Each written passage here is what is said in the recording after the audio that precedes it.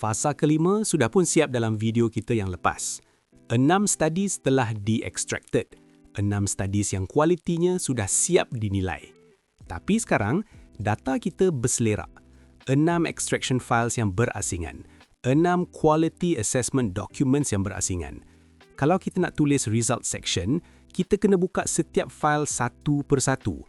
Bandingkan secara manual, cari pattern sendiri, categorize findings ikut theme, buat vote counting sendiri dan bina harvest plot data sendiri. Ini kerja yang boleh memakan masa berhari-hari kalau dibuat secara manual dan risiko human error pun tinggi sebab kita juggling data daripada pelbagai files serentak. Dalam fasa ke-6 ni, kita akan selesaikan masalah ini. Kita akan compile, analyze dan synthesize semua data ini. Hasilnya, dokumen yang ready untuk manuscript writing. Ada 6 extraction files. Setiap satu mengandungi structured data yang lengkap daripada satu included study, iaitu population, intervention, comparator, outcomes, effect directions, sample sizes dan quality ratings. Semua dah ada dalam format Markdown yang AI boleh baca. Dan di bawah tu, quality assessment prompts dan analysis documents. Semua ini ialah hasil yang kita dapat semasa fasa sebelumnya. 6 files ini yang kita akan bawa masuk dalam fasa ke-6 ni. Jom kita mula. Synthesis and Analysis. Ada 5 sub-tools yang terlibat. Pertama, Markdown Compiler. Kita akan merge semua extraction files menjadi satu unified document. Kedua, Synthesis Analyzer. Ia akan generate comprehensive analysis daripada compiled data. Study characteristics table, quality assessment summary, thematic analysis, vote counting dan harvest plot data. Ketiga, Synthesis Writer. Ia akan buat publication-ready narrative synthesis ikut garis banduan SWIM. Keempat dan kelima ialah Meta-Analysis Feasibility Assessor dan Meta-Analysis Generator. Kedua-dua ini bersifat conditional. Kita hanya akan proceed kalau data kita cukup untuk quantitative pooling. 5 tools dalam satu platform, iaitu srsynthesis.online. Kita mula dari atas. Buka Markdown Compiler. Langkah ini straightforward, jangan risau. Daripada fasa sebelum ni, kita akan provide 6 extraction files. Tool ini akan merge semuanya melalui WebM ni menjadi satu file dengan auto-generated table of contents. Kenapa perlu compile? Sebab tools yang seterusnya, Synthesis Analyzer dan Synthesis Writer, perlu baca semua detail untuk kesemua studies ini serentak. Satu compile file bermaksud AI boleh cross-reference antara studies, identify patterns dan buat comparisons yang tak mungkin dibuat kalau data masih berasingan. Jom kita mula dengan srsynthesis.online. Buka Markdown Compiler di langkah pertama. Di sini ada drop zone untuk Markdown files. Drag masukkan saja atau klik untuk browse dan select file yang berkaitan. Select semua 6 extraction files daripada folder extraction kita. Drag masukkan dalam drop zone tu. Ini dia, 6 files. Compile dalam satu klik.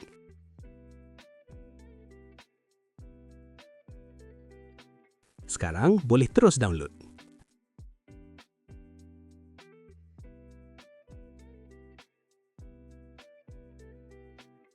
Ini compiled file yang kita dapat tadi.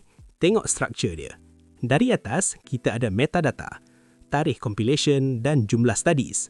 Kemudian, table of contents yang lengkap dengan semua 6 studies yang included. Setiap satu berhubung terus ke bahagian masing-masing. Scroll ke bawah, kita boleh tengok study pertama dalam file ini. YAML front matter yang kita dah kenal daripada extraction phase. Study design, country, quality rating, quality tool, semua dah intact. Di bawah YAML tersedia konten yang penuh. Study overview, population details, intervention, outcomes, semuanya. Dan ini baru satu study daripada 6. Satu file, lengkap dengan semua data. Table of contents untuk navigasi, YAML front matter untuk machine readable metadata, dan konten penuh untuk analisis. Ini input utama untuk langkah seterusnya. Compiled file kita sudah siap sebagai satu dokumen lengkap. Sekarang, Synthesis Analyzer, langkah 2A. Apa yang AI akan generate? Study Characteristics Table, quality assessment summary, thematic analysis, vote counting tables, heterogeneity exploration dan harvest plot data. Semua ini kalau dibuat secara manual satu persatu memang makan masa. Tapi sekarang kita guna pendekatan yang lebih efisien. Satu prompt, satu compile file dan semua akan di-generate sekaligus. Ada 4 langkah sahaja. Buka chat baru dan set up thinking model. Upload compile file kita.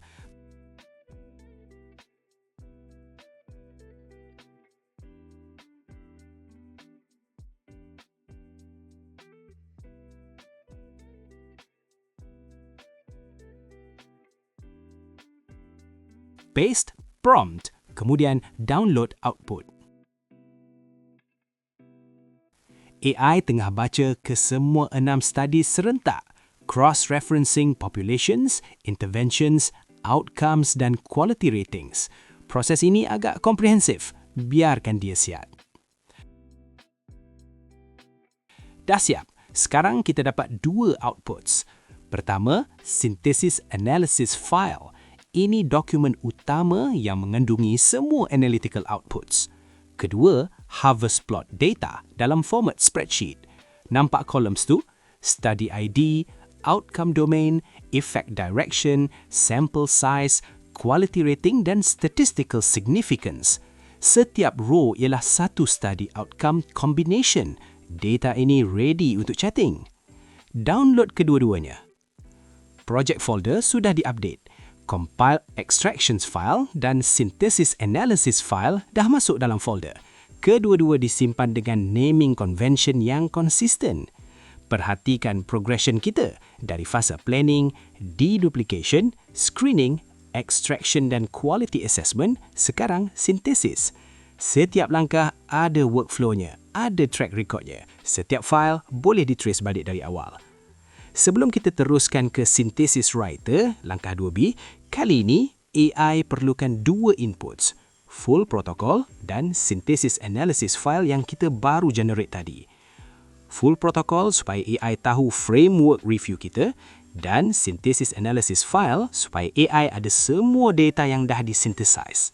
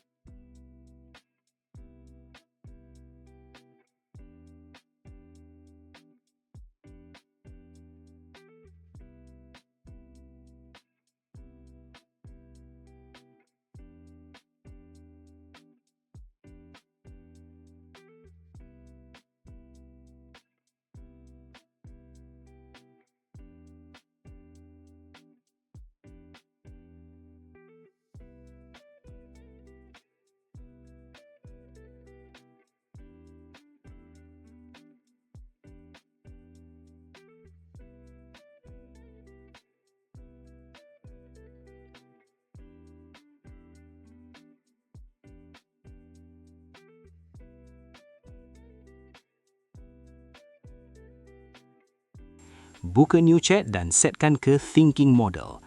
Upload kedua-dua files, kemudian paste prompt. klik Send.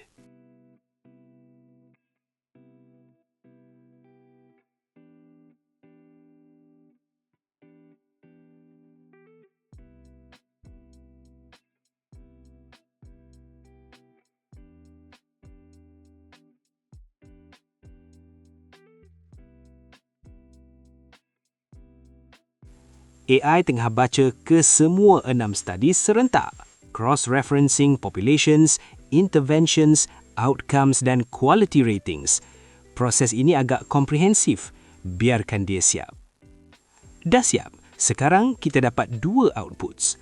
Pertama, sintesis report dalam format Word document dan juga format Markdown. Download kedua-duanya. Word document untuk review dan verification. Markdown file pula untuk fasa ke-7 nanti, iaitu manuscript generation. Synthesis Writer sudah selesai menghasilkan report kita.